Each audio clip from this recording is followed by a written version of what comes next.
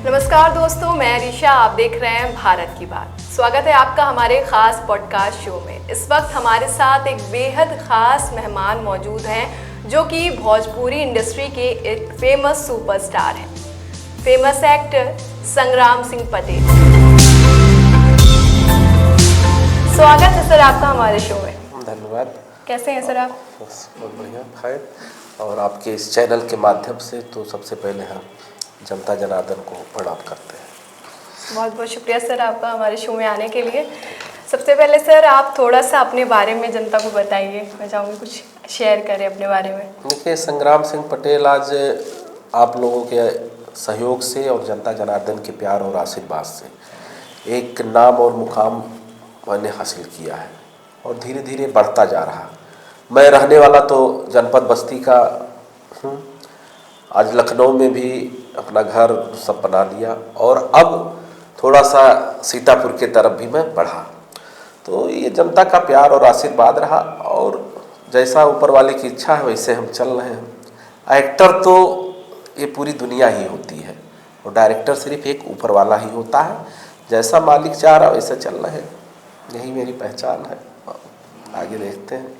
तो सर आपने सबसे पहले भोजपुरी इंडस्ट्री में कदम कब रखा और भोजपुरी इंडस्ट्री को ही क्यों चुना आपने? देखिए, 2007 में हमारी पहली फिल्म आती है, टूटे न सनहिया हमार। और हमारे पिताजी बड़ी शिद्दत से, बड़ी मेहनत से इस फिल्म को बनाए। आज पिताजी का साया मेरे ऊपर से उठ गया, 6 महीने हो गए एक्सपायर किए, लेकिन उनका सपना था कि मेरा बेटा हीरो बने और एक नाम और एक मुकाम हासिल करे। 2007 में मेरी फिल्म जरूर आई, टूटे न सनहिया हमार, लेकिन हम स्ट्रगल नहीं कर पाए। मैं मुंबई नहीं जा पाया। मेरी पारिवारिक स्थिति, आर्थिक स्थिति उतनी अच्छी नहीं रही कि मैं जाके मुंबई संघर्ष कर पाता। लेकिन उस समय मेरे पिताजी ने के सहयोग से पहली फिल्म टूटे न सनहिया हमार पर्दे पर आई। लोगों को दिखाए मेरे पिताजी कि फिल्म कैसे आती है, कैसे बनाई जाती है। बस्ती में कोई फिल्म का स्टेज और कोई कैरियर किसी का नहीं था, लेकिन उन्होंने एक पर्दे पर लाके और ये मुकाम हमको दिलाया। परिस्थितियां नहीं रही, लेकिन मैं 14 साल बाद फिर कमबैक फिल्म लाइन में किया। 14 साल के बाद अब दोबारा इस फिल्म लाइन में आया। और आज संग्राम सिंह का ये कहना होता है कि जहां मैं खड़ा हो जाता हूं फिल्म बनना शुरू हो जाती है। ये अपने बलबूते पर और जनता जनार्दन के प्यार आशीर्वाद से और आप लोगों के सहयोग से। जैसे कि सर मैंने देखा कि आप सोशल वर्क भी करते रहते हैं और अभी हाल ही में लहरपुर में आपने सीएम योगी को एप्लीकेशन भी दिया था कि लहरपुर में बस स्टॉप नहीं है, काफ़ी पिछड़ा इलाका है वहाँ पे छात्र छात्राओं को परेशानी होती। तो क्या हुआ उसके बाद बस स्टॉप का? हाँ, मैं लहरपुर में गया शूटिंग करने। सारी फिल्म अभी यूट्यूब पर आई है, इसके नचाए बीच बाजार। उस फिल्म का शूट करने में जाता हूँ और जनता ने इतना प्यार और आशीर्वाद दिया मुझे कि मुझे हर प्रोग्रामों में आज ये हालत हो गया है कि कोई छोटा सा भी प्रोग्राम हो चाहे बड़ा प्रोग्राम हो, उस क्षेत्र का चीफ गेस्ट संग्राम सिंह पटेल ही होता है। ये वहाँ के लोगों का प्यार और आशीर्वाद रहा। तो मेरा कर्तव्य था कि समस्याएं मुझसे लोग कहने लगे, मुझसे एक आस जगी लहरपुर के क्षेत्र वासियों को कि ये कुछ कर सकते हैं। तो उन्होंने बस स्टॉप की मांग, बस स्टेशन की मांग किया, जिसके लिए मैंने सीएम हाउस से लेकर और जिले तक संघर्ष जारी रखा। 11 महीना हो गया, अब जाके जमीन मुझे वहां बस अड्डा बनाने के लिए मिल गई है और बहुत जल्द शासन में प्रस्ताव भी आ जाएगा कलेक्टर के माध्यम से, डीएम साहब के माध्यम से, क्योंकि हर जिले का कोई भी प्रस्ताव शासन से आता है तो वहाँ के जिलाधिकारी महोदय ही भेजते हैं। तो जल्दी भेज देंगे और हम लोग को लगता है कि इसी वर्ष लास्ट तक पैसा भी स्वीकृत हो जाएगा। तो जल्दी बस स्टॉप बन जाएगा? बस स्टॉप बन जाएगा। वहाँ पे हमने वहाँ की जो मूलभूत सुविधाएं थी कि महिलाओं के लिए एक डिग्री कॉलेज बन के तैयार था 6 साल से, कोई नेता उसको वहाँ नहीं चलवा पाया। लेकिन मैंने मुख्यमंत्री के यहाँ से लेटर लिखा, फिर शिक्षा विभाग, जो उच्च शिक्षा विभाग होता है, वहाँ लड़ा और उन्होंने मुझे आश्वासन दिया कि 2026 में वो राजकीय महिला बालिका डिग्री कॉलेज जो बन के 5 सालों से बंद पड़ा था वो चालू हो जाएगा। तो संग्राम सिंह पटेल उस क्षेत्र के लड़ रहा है। वहाँ पे आपके जान लीजिए महिला के लिए कोई हॉस्पिटल नहीं था, उस हॉस्पिटल को भी बनाने के लिए मैंने चिट्ठी लिखा, डिप्टी सीएम को भी लिखा, सीएम साहब को भी लिखा और प्रस्ताव वहाँ उसकी भी तैयारी, मतलब सीएमओ हाउस के द्वारा जो सीएम ऑफिस है वहाँ के लोगों ने बताया मुझे कि आपका पत्र आया है और वहाँ पे प्रस्ताव बहुत जल्द शासन आएगा और हमको लगता है कि महिला हॉस्पिटल भी वहाँ जल्द बनेगा। तो सर जैसे कि ऐसी अफवाहें भी सुनने को मिल रही है कि आप राजनीति में कदम रखने वाले हैं, क्या अफवाह है या फिर वाकई में ये सच्चाई है? इसमें कितनी % सच्चाई है बताइए। देखिए, बॉलीवुड में जितने भी हीरो हुए आप उठा के इतिहास देखेंगी तो सुनील दत्त साहब, अमिताभ बच्चन साहब, गोविंदा जी, राजेश खन्ना जी, विनोद खन्ना जी, धर्मेंद्र जी, शत्रुघ्न सिन्हा जी, हेमा मालिनी जी, रेखा जी, कंगना रनावत से लेके कोई भी, हमको नहीं लगता कि बॉलीवुड में कोई भी अभिनेता बचा नहीं कि जो अभिनेता से नेता नहीं बना। भोजपुरी में आप आएंगे तो दिनेश लाल जी भी बने, रवि किशन जी भी बने, मनोज तिवारी जी बने, और खेसारी लाल जी अब विधायक बनने जा रहे हैं। मेरी शुभकामना है कि विधायक बने, क्योंकि कोई भी अभिनेता होता है संग्राम सिंह को उससे जरूर लगाव होता है, तो मैं चाहूंगा कि विधायक बने। और अब अभी तक अभिनेता ज्यादातर यही होते थे कि वो ज्यादातर सांसद बनते थे। संग्राम सिंह पटेल का पहला सीढ़ी ये होगा कि मैं पहले विधायक बनूं तभी मैं सांसद बनूं। तो खेसारी लाल जी ने शुरुआत कर दिया है, हो सकता हो मैं भी करूं। हो सकता है नहीं हो तो सकता कहाँ से आप चुनाव लड़ेंगे सर? देखिए, अब लहरपुर आप सुनी रही हैं कि बहुत ज्यादा चर्चा में है। जी। तो लहरपुर से पूरी उम्मीद मान के चलिए कि संग्राम सिंह पटेल हो सकता है लहरपुर। सर आप तो है पूर्वांचल के और पश्चिम से चुनाव। हाँ, तो पूर्व सूरज जो हमेशा पूरब से ही निकलता है। और आप ये मत कहिएगा, संग्राम सिंह ने अपना जिला छोड़ा है, योगी जी ने अपना राजधानी छोड़ा, उत्तराखंड छोड़ा, आज उत्तर प्रदेश के सीएम हैं। भारत के पीएम नरेंद्र मोदी जी आज गुजरात से छोड़ के बनारस चुनाव लड़ रहे हैं, तो आज पीएम है। गौतम बुद्ध ने राजपाट को छोड़ा, आज भगवान बुद्ध है। राम ने अयोध्या को छोड़ा, तो आज भगवान राम है। संग्राम सिंह ने अगर बस्ती जिला छोड़ा है तो हो सकता है मालिक कुछ बड़ा हमसे करना चाहे, कुछ बड़ा नाम मेरा होने वाला हो, तो इस नाते बस्ती जिला छोड़ा हो और कुछ ना कुछ बड़ा होगा। और सीतापुर की धरती अगर चुना हो तो सीतापुर में 88,000 ऋषियों की तपोस्थली है, वो बहुत ही पावन धरती है। मालिक की कुछ ना कुछ जरूर मर्जी है कि मैं सीतापुर पहुंचा।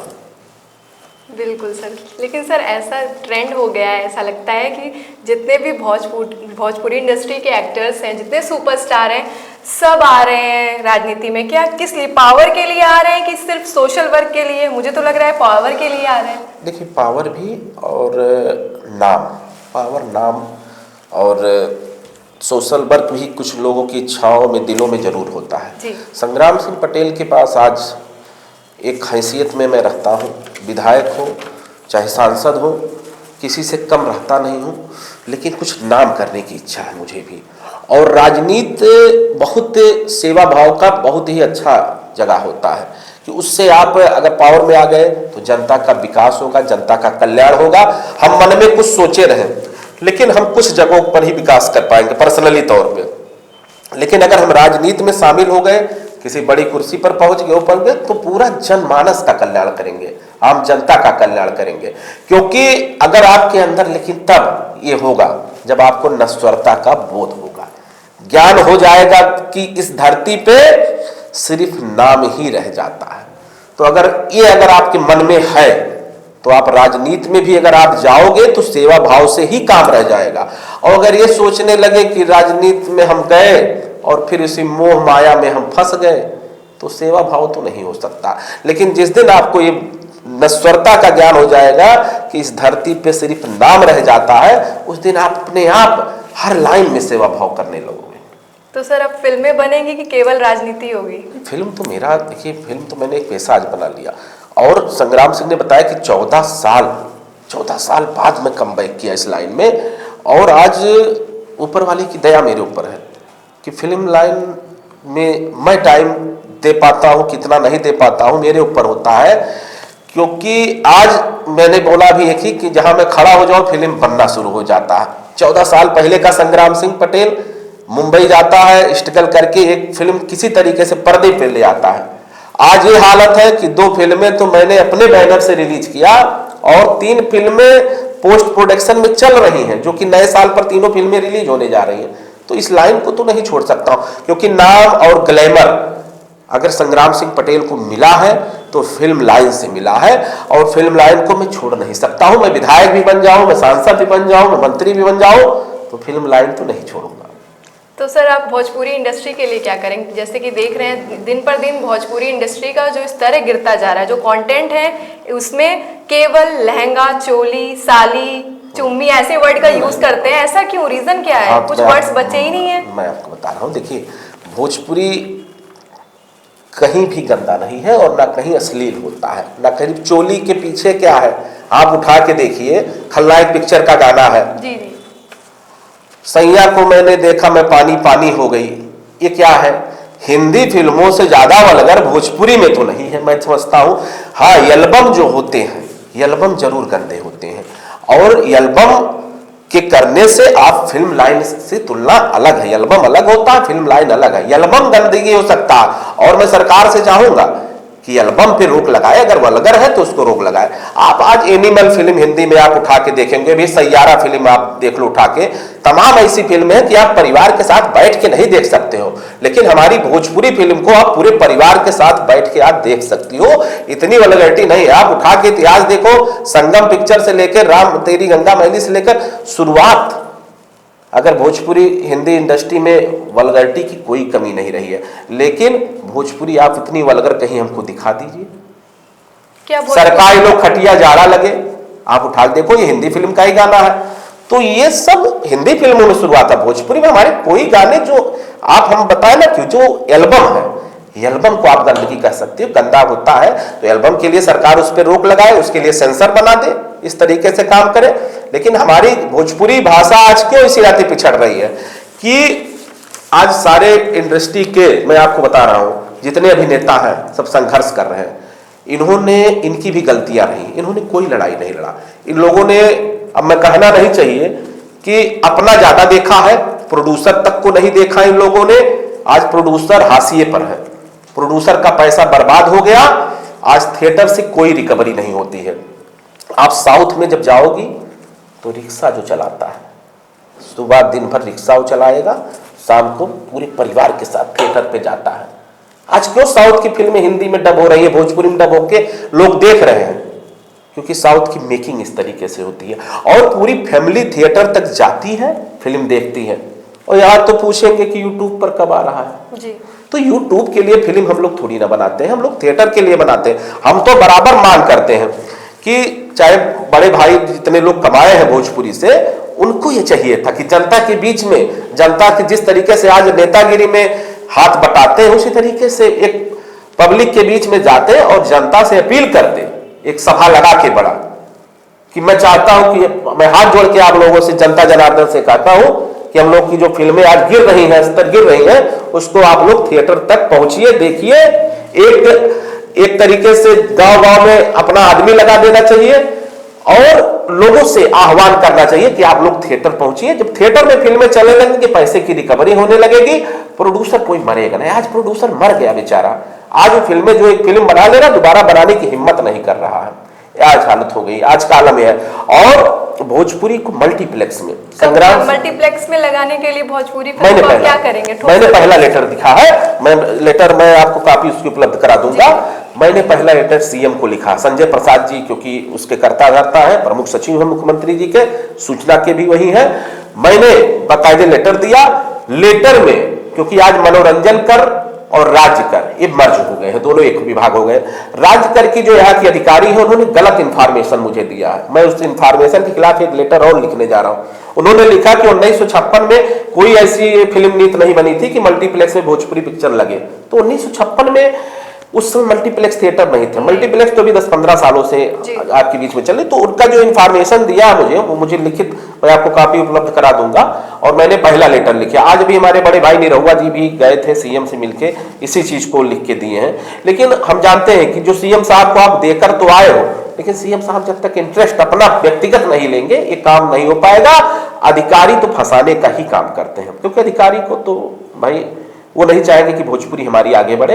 लेकिन हमारी जहां तक जरूरत है, मैं भी लड़ाई लड़ता रहूंगा मल्टीप्लेक्स में कि भोजपुरी को स्थान मिले। और मैं ये भी चाहूंगा कि सेंसर बोर्ड भी, जैसे सबका सेंसर बोर्ड बंगाल का अलग है, साउथ का अलग है, हिंदी का अलग है, तो इसे भोजपुरी को एक सेंसर बोर्ड की भी जरूरत है, जो कि हमारे यूपी में बनना जरूरी है। जैसा कि भोजपुरी को अभी तक संवैधानिक भाषा का दर्जा तक नहीं मिला है, मैथिली को मिल चुका है, लेकिन भोजपुरी एक प्रदेश में भी एकदम छोटी सी जगह की सीमित रह गई है। हालांकि इतने पूर्वांचल से लेके बिहार में सब कोई भोजपुरी बोलता है, इतने सारे सांसद रहे हैं, इसके बावजूद इसे संवैधानिक भाषा का दर्जा नहीं मिल रहा है। क्या आखिर रीजन इसका क्या है? इसका कारण सिर्फ राजनीति है, और राजनीति में हमारे तीन बड़े भाई लोग सांसद की कुर्सी पे रहे, लेकिन इन्होंने कभी भी सदन में उठा के भोजपुरी के लिए कि इसको दर्ज किया जाए भाषा में, तो उसके लिए कोई इन्होंने लड़ाई नहीं लड़ा। और राजनीति में तो यही है कि भोजपुरी को आज यही तमाम इस तरीके से र्यूमर फैला के कि भोजपुरी में गंदा गाया जाता है, ये होता है, यही सब करके भोजपुरी को पिछाड़ने का काम किया गया है। आज भोजपुरी मॉरिशस से लेके कोई देश नहीं है कि जहाँ भी अपने यूपी और बिहार के जहाँ पे पब्लिक है हमारी, और पूरे दुनिया में करीब करीब है, तो हर जगह देखी जाती, मॉरिशस में तो स्पेशली भोजपुरी देखी जाती है। आप चले जाओ थिएटर तो आपके मिलेगी, पंजाब में भी मिलेगा, वहाँ भी भोजपुरी के ज़्यादा देखने वाले लोग हैं। आप बंगाल में भी चले जाओ, तो जहाँ भी है हर जगह है। लेकिन लड़ाई लड़ने के लिए जब तक ये जिम्मेदार लोग कुर्सी पर, अब बताइए कि सत्ता है बीजेपी की, और बीजेपी में सत्ता में तीन सांसद भोजपुरी के रहने के बावजूद, और इन लोगों ने 8वीं अनुसूची में इसको दर्ज नहीं करवा पाया, तो ये बहुत बड़ी दुर्भाग्य की बात है। संग्राम सिंह पटेल उस कुर्सी जिस दिन रहेगा, तो उस दिन संसद भवन और विधानसभा में आप देखिएगा आने वाले दिनों में, तो 400 को घेराव करा लूंगा, जनता को नहीं पूरे भोजपुरी जगत को आह्वान करूंगा, और संसद नहीं चलने दूंगा ना विधानसभा चलने दूंगा, ये मैं आपको वादा करता हूँ। तो पार्टी कौन सी ज्वाइन करेंगे आप? देखिए, जनता का जनादेश, जनता जिधर चाहेगी, जनता का मेरे मूड देखिए क्या बनता है। मैं जनता के बीच में जा रहा हूं, सर्वे कर रहा हूं। चुनाव तो हर हालत में आज मैं पहली बार चैनल पे बोलने जा रहा हूं कि चुनाव तो संग्राम सिंह पटेल अब लड़ेगा ही। अभी तक मैंने लहरपुर क्षेत्र में किसी भी चैनल पर घोषणा कर दी है आपने। आज आप इस चैनल, आज भारत की बात जो चैनल है, इसके माध्यम से मैं आज ये बोल रहा हूँ कि संग्राम सिंह पटेल 2027 में चुनाव लड़ने जा रहा है। पार्टी कंफर्म नहीं है किस पार्टी से? पार्टी जनता फैसला करेगी कि हम किस पार्टी से लड़ेंगे, और बहुत जल्द ही आपको पता चल जाएगा कि मैं किस पार्टी से लड़ूंगा। जनता का मैं सर्वे करा रहा हूं, जनता हमारी, मुझे अंदर से पता चल गया किधर से लड़ना है, लेकिन अभी खोलूंगा पोल उसको बहुत जल्द, थोड़ा सा समय का इंतजार करिए, वक्त लेंगे थोड़ा आप इसके लिए। जनता ही डिसाइड करेगी किस पार्टी को ज्वाइन? हाँ, जनता ही डिसाइड करेगी, क्योंकि जनता ही सर्वोपरि है, जनता ही जनार्दन है, और जनप्रतिनिधि बनने के लिए संग्राम सिंह पटेल निकला है, ना कि राजा। आज के जो नेता है वो राजा बन बैठे हैं, लेकिन संग्राम सिंह जनता की सेवा के लिए निकला है। जनप्रतिनिधि इसी नाते लिखा जाता है, जनता का प्रतिनिधि, ना कि राजा। विधायक, मंत्री या सांसद जो भी हैं वो जनता के लिए बनाए गए हैं, लेकिन आज उल्टा हो गया है। आज जनता का काम कहीं भी धरातल पर नहीं दिखाई पड़ता है, क्योंकि सब राजनीति का शिकार। चुनाव से लड़ने से पहले सब ऐसी बातें करते हैं, चुनाव लड़ने के बाद कुछ बदलाव हो जाते हैं वही बातों में। तो हमने क्या बताया कि जिसको सिर्फ पैसे का ही रह गया कि इस धरती पर सिर्फ पैसा ही रह जाना है जी, उसके लिए चीज होता है। राम ने, आप याद आइए, प्रभु श्री राम की आज पूरा देश में रामचंद्र जी की बातें मैं इसी नाते करता हूँ कि प्रभु श्री राम ने, रामचंद्र से प्रभु श्री राम क्यों हुए? क्योंकि उन्होंने राजपाट को वहां लात मार दिया, राजपाट को लात मारा, रावण को मारा, और भगवान राम हुए। कृष्ण ने, आप उठा के देखिएगा कि योगी राज भगवान कृष्ण तब हुए जब उन्होंने मथुरा और द्वारिका को छोड़ दिया।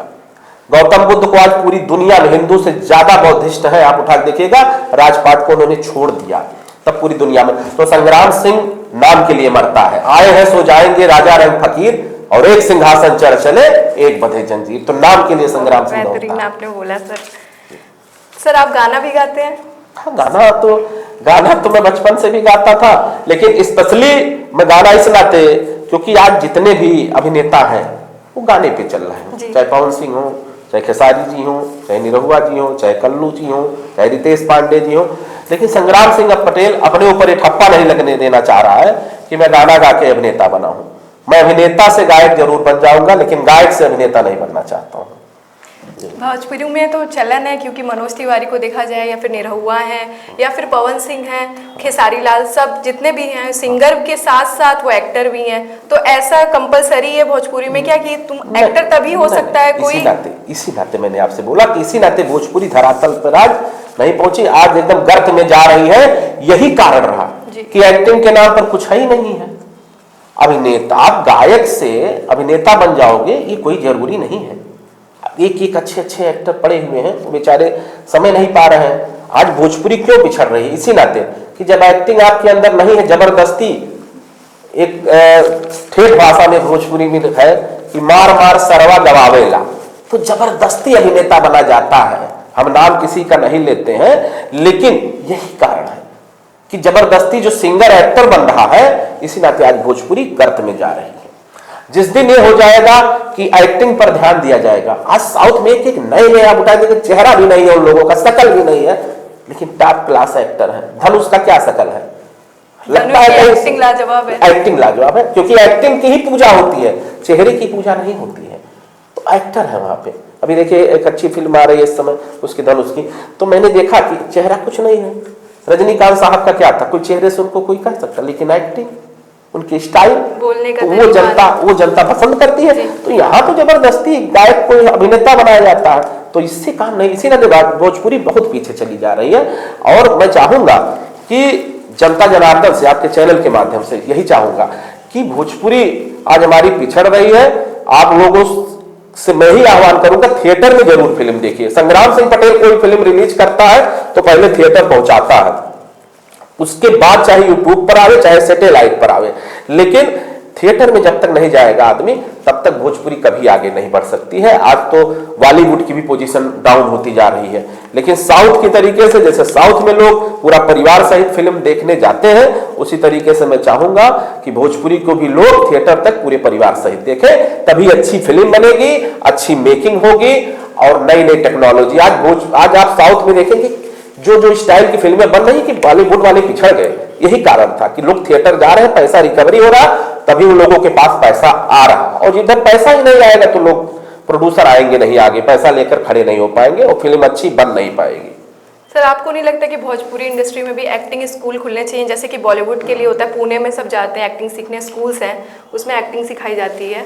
तो वैसा भोजपुरी में भी होना चाहिए, क्योंकि भोजपुरी में मोस्टली क्या होता है, डायरेक्ट आप ऐसे ही विदाउट कोई ट्रेनिंग आपको प्रॉपर नहीं मिलती है एक्टिंग की। कैसे आपने कभी थिएटर में काम नहीं किया है, ऐसे जाते हैं, तो इस पर आप क्या कहना चाहेंगे? देखिए मैं ये चाहता हूँ कि जैसे आप जिंदगी में जो काम कर रहे हो, जैसे आप हमसे क्वेश्चन पूछ रहे हैं, ये भी एक एक्टिंग ही कर रही है। तो अगर आप नेचुरल एक्टिंग कर रहे हैं तो कोई जरूरी नहीं कि कोई सीखने जाए। कबीर दास जी ने कहीं स्कूल में पढ़ने वो नहीं गए, लेकिन साखी सबद रामायणी उन्होंने लिख के दे दिया। तुलसीदास जी किसी किताब स्कूल में पढ़ने नहीं गए और रामचरितमानस दे दिया। महर्षि वाल्मीकि डकैत से संत हो गए, कोई किताब पढ़ने नहीं गए और रामायण उन्होंने लिख दिया। आप देखिएगा, तुलसी तुलसी सब कहे और तुलसी बन के घास, और कृपा हो गई राम के तो बन गए तुलसीदास। तो संग्राम सिंह पटेल कहीं सीखने नहीं गया, लेकिन मालिक की मेरे ऊपर दया हो गई, तो आज संग्राम सिंह पटेल एक्टिंग में भी चैलेंज करता हूं कि अच्छे अच्छे एक्टर आए, एक्टिंग में भी मैं उनको चैलेंज करता हूं कि एक्टिंग में भी नहीं निपट पाएंगे और ना कहीं मंच पर कोई निपट पाने वाला है। तो ये मालिक की दया है और जनता जनार्दन का प्यार और आशीर्वाद है। जी सर। तो सर ऐसा होता है नॉर्मली कि भोजपुरी इंडस्ट्री में जितने सुपरस्टार्स हैं उनके बीच में भी विवाद चलता रहता है, एक दूसरे से क्या जेलसी बोल सकते हैं या कुछ भी, कंपटीशन को कंट्रोवर्सी होता है। तो क्यों ऐसा? अरे ऐसा तो राजनीति यूनिटी क्यों नहीं है? यूनिटी कहाँ है? राजनीति में कम है, एक दूसरे को पैर खींच रहे हैं। आप उठा देख लीजिए, जात जात का नहीं हो रहा है, धर्म धर्म का नहीं हो रहा है। बस जब तक मंच पर जनता के सामने हो रहे हैं, घर में ही राजनीति चल रही है। आप उठा देखिए ना, तेजस्वी यादव और दो तेज प्रताप दोनों लोग अलग अलग हो गए, सगे भाई होंगे। आप यहाँ उठा देख लीजिए, हम तमाम ऐसे सीट पर गिना देंगे कि बाप और बेटा आमने सामने चुनाव लड़ गए, पति पत्नी आमने सामने चुनाव लड़ गए। कौरव पांडव सगे भाई थे और महाभारत हो गया। तो आप कहाँ सोच रहे हैं कि हीरो एक दूसरे को कहा मतलब कंट्रोवर्सी ना करे, एक दूसरे का भी विरोध करेंगे भाई। कोई भी नहीं चाहेगा कि हमसे आगे वो बढ़ जाए, कोई नहीं चाहेगा। अब संग्राम सिंह पटेल इन लोगों से अलग हटके काम करता है। भाई संग्राम सिंह पटेल को जरूरत नहीं कि कोई काम दे या ना दे, क्योंकि मैं 14 साल बाद तब करके लौटा हूं और 14 साल बाद लौटा हूं तो बहुत कुछ सीखा। आज मैं किसी के सामने हाथ पसार के काम नहीं मांगता हूं, जिसको जरूरत होगी वो काम देगा ना। इस संग्राम सिंह इतना है कि वो साल में 10 फिल्में अकेले बना सकता है। सर जैसे कि कोई अगर है जो युवा हैं हमारे देश के, अगर भोजपुरी इंडस्ट्री में आना चाहते हैं या फिर नेता बनना चाहते हैं, तो आप उनको क्या सजेस्ट करेंगे? देखिए, सजेस्ट यही करूँगा, युवा लोग पहले पढ़ाई पर ध्यान दें। आज युवा हमारा बहुत अलग अलग रास्ते पर जा रहा है। मैं ही लखनऊ में रहता हूँ, लेकिन तमाम युवा गलत रास्ते पर चले जा रहे हैं। अभी से ही तमाम बच्चे नशे के शिकार हो रहे हैं, तमाम गंदी लत पड़ गई है। उन लोगों से चाहूँगा कि हमेशा अगर किताब पढ़ते हैं तो उस पर बताए हुए रास्ते पर चलें। मैं भी युवा ही रह के यहाँ तक पहुँचा, बहुत संघर्ष किया। मैं आपको बताता हूँ कि मेरे पिताजी से मैंने अपने सीख लिया, और बाढ़े पूत पिता के धर्मा, खेती उपजे अपने कर्मा। हमारे पिताजी बसपा के फाउंडर पूर्वांचल में थे, और एक समय आया कि जब मेरे पिताजी कहे कि चुनाव में नहीं लड़ूंगा 89 में, तो जबरदस्ती उनको पूरी कार्यकर्ता बहुजन समाज पार्टी की घेर लेती है, नेता सब घेर लेते हैं, और मेरे पिताजी मौन व्रत धारण किए थे, लेकिन मौन व्रत धारण तोड़ करवा के और चुनाव मेरे पिताजी 89 का लड़ते हैं। पैसा नहीं था, बहुत हम लोग गरीबी से आए, और ऐसा नहीं था कि शुरू से गरीब थे, अमीरी गरीबी परिस्थितियां होती रहती है। तो मैं बहुत ऊंची फैमिली का नहीं था, शुरू में था बहुत ऊंची फैमिली का, अपने इलाके में जाना माना में मेरे हम लोग का एक रहता था गांव, लेकिन बीच में परिस्थितियां बिगड़ गई।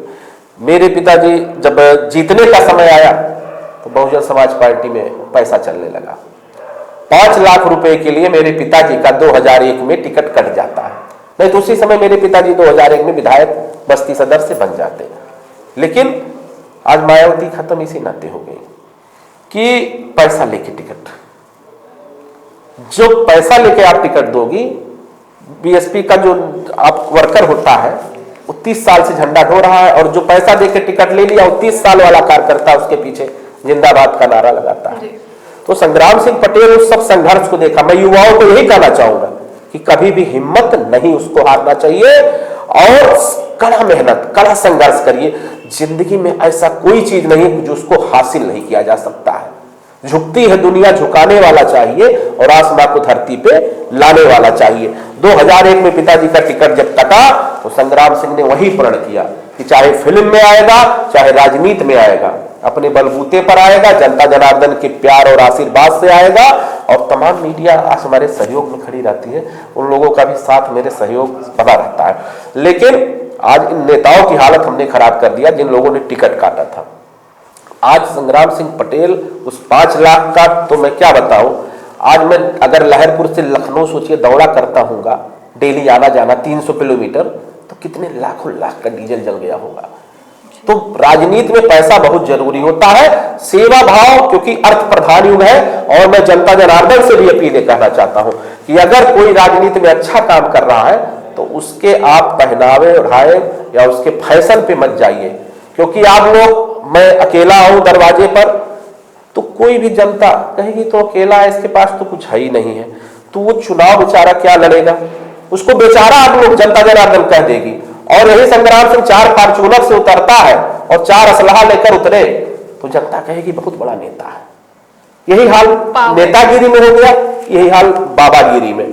कोई बेचारा बाबा कितना बड़ा ज्ञानी आवे और जनता दरवाजे पर जाएगा, 10 रुपया उसको आप दे दोगी, 20 रुपया दे दोगी, और कोई बड़ा बाबा झुट्ठो वही बाबा 4 फॉर्च्यूनर से जाए, 20 चेला उसके पीछे उतरे, तो हम तो जानते हैं जनता उसको पहले घर में ले जाएगी, उसका पैर धोएगी, बढ़िया से स्वागत सत्कार करेगी और 10-5 लाख दे देगी उठा के।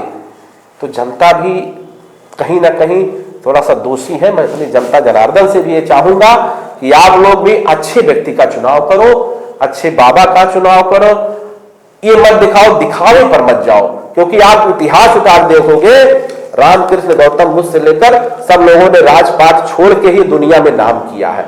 तो मैं जनता से ही चाहूंगा कि कभी भी अच्छे लोगों का चुनाव करें। जैसे कि बिहार चुनाव हो रहे हैं, पहले चरण में मतदान हो चुका है, आपको क्या लग रहा है किसकी सरकार बनेगी इस बार? देखिए, जनादेश तो अब ये तो जनता के ऊपर है, मैं तो गया नहीं, लेकिन अब क्या सर्वे आता है, क्या वो आता है, लड़ाई तो बहुत भीषण है दोनों लोगों में, कांटे की लड़ाई है, और हमको लगता है कि 50-50 का मैटर है। अब देखिए किधर पड़ला भारी, थोड़ा सा ही अंतर रहेगा, ज्यादा तो नहीं होगा, लेकिन हमको लगता है कि लड़ाई बहुत संघर्ष है, बहुत कांटे की लड़ाई चल रही है। खेसारी जीतेंगे कि नहीं चुनाव? मेरी शुभकामना है और मैं जान रहा हूँ खेसारी जी चुनाव, मैं आपके चैनल के माध्यम से बता रहा हूँ, खेसारी जी चुनाव करीब करीब कहना कोई बड़ी बात नहीं है। संग्राम सिंह पटेल आज लहरपुर में जाता है तो वहां भी जो एक्स एमएलए हो चाहे वर्तमान एमएलए हो, वो भी कहते हैं तो नचनिया आया है, पूरा मारा है, नचा दिया है।